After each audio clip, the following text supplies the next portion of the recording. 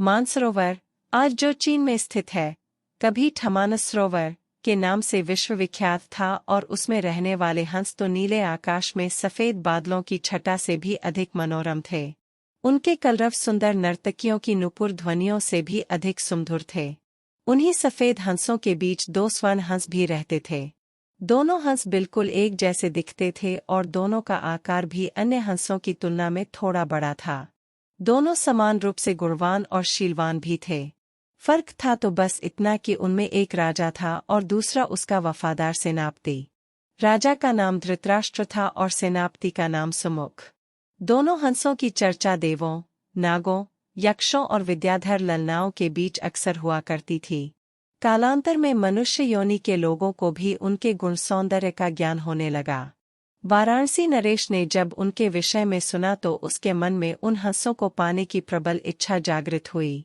तत्काल उसने अपने राज्य में मानस सदृश एक मनोरम सरोवर का निर्माण करवाया, जिसमें हर प्रकार के आकर्षक जलीय पौधे और विभिन्न प्रकार के कमल जैसे पद्म, उत्पल, कुमुद, पुंडरीक, सौगंधिक, तमरस और कहलर विकसित करवाए।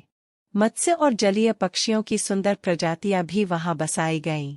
साथ ही राजा ने वहां बसने वाले सभी पक्षियों की पूर्ण सुरक्षा की भी घोषणा करवाई, जिससे दूर दूर से आने वाले पंछी स्वच्छंद भाव से वहां विचरण करने लगे। एक बार वर्षा काल के बाद जब हेमंत ऋतु प्रारंभ हुआ और आसमान का रंग बिल्कुल नीला होने लगा, तब मानस के दो हंस वाराणसी के ऊपर से उड़ते हुए जा रहे थे। तभी उनकी दृष्टि राजा द्वारा निर्मित सरोवर पर पड़ी। सरोवर की सुंदरता और उसमें तैरते रमणीक पक्षियों की स्वच्छंदता उन्हें सहज ही आकर्षित कर गई।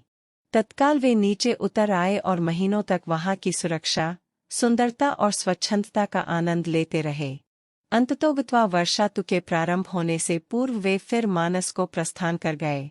मानस पहुंचकर उन्होंने अपने साथियों के बीच वाराणसी के कृत्रिम सरोवर की इतनी प्रशंसा की कि सारे के सारे हंस वर्षा के बाद वाराणसी जाने को तत्पर हो उठे।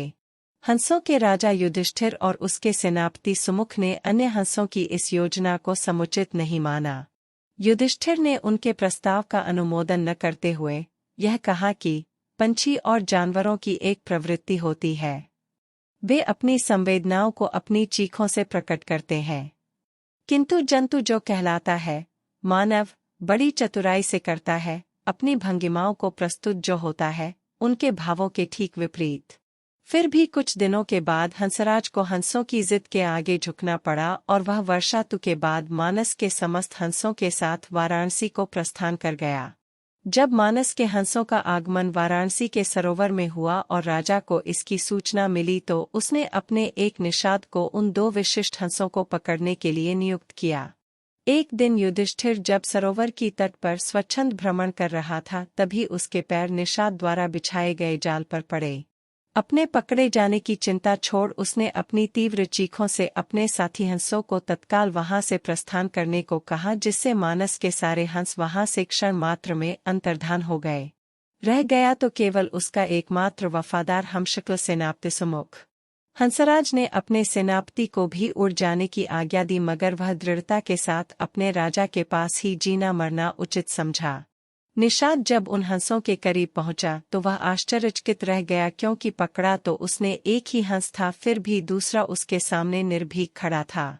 निषाद ने जब दूसरे हंस से इसका कारण पूछा तो वह और भी चकित हो गया, क्योंकि दूसरे हंस ने उसे यह बताया कि उसके जीवन से बढ़कर उसकी वफादारी और स्वामी भक्ति है। एक पक्षी के मुख से ऐसी बात सुनकर निषाद का हृदय परिवर्तन हो गया। वह एक मानव था, किंतु मानव धर्म के लिए वफादार नहीं था। उसने हिंसा का मार्ग अपनाया था और प्राणातिपात से अपना जीवन निर्वाह करता था। शीघ्र ही उस निषाद ने अपनी जागृत मानवता के प्रभाव में आकर दोनों ही हंसों को मुक्त कर दिया। दोनों हंस कोई साधारण हंस तो थे नहीं। उन्होंने अपनी दूरदृष्टि से यह जान लिया था कि वह निषाद निस्संदेह राजा के कोप का भागी बनेगा। अगर निषाद ने उनकी जान बख्शी थी तो उन्हें भी निषाद की जान बचानी थी। तत्काल वे निषाद के कंधे पर सवार हो गए और उसे राजा के पास चलने को कहा। निषाद के कंधों पर सवार जब वे दोनों हंस राजदरबार पहुंचे तो समस्त दरबारीगण चकित हो गए। जिन हंसों को पकड़ने के लिए राजा ने इतना प्रयत्न किया था, वे स्वयं ही उसके पास आ गए थे। विस्मित राजा ने जब उनकी कहानी सुनी तो उसने तत्काल ही निषाद को राजदंड से मुक्त कर पुरस्कृत किया। उसने फिर उन ज्ञानी हंसों को आतिथ्य प्रदान किया तथा उनकी देशनाओं को राजदरबार में सादर सुनता रहा। इस प्रकार कुछ दिनों तक राजा का आतिथ्य स्वीकार कर दोनों ही हंस पुन मानस को वापस लौट गए।